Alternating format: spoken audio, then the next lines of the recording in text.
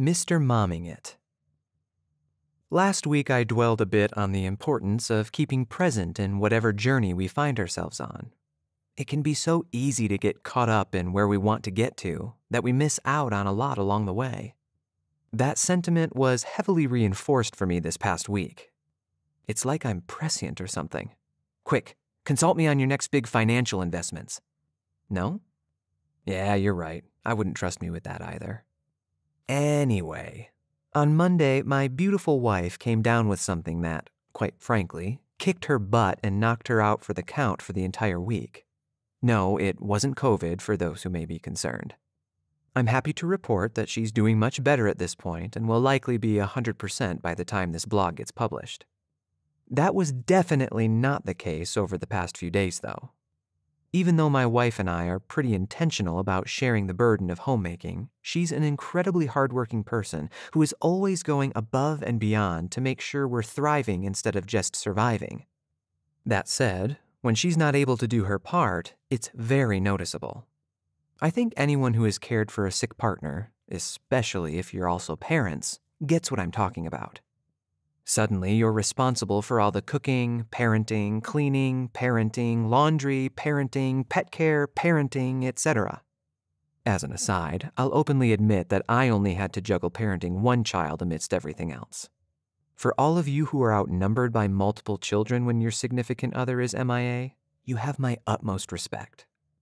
It can all be very overwhelming, easily eating away at the precious few hours we have in a day and preventing any prospect of productivity in other areas of life. So, after harping on the significance of being present in whatever stage of the journey we're on, I was forced to eat my own words and try practicing what I preach. The long and short of it, I made virtually no progress in anything VO related aside from posting a few things on social media and attending some late-night online webinars. My normal groove came to a screeching halt as I had other responsibilities to tend to. In the end, though, I would still say this week has been a net gain for me in so many ways.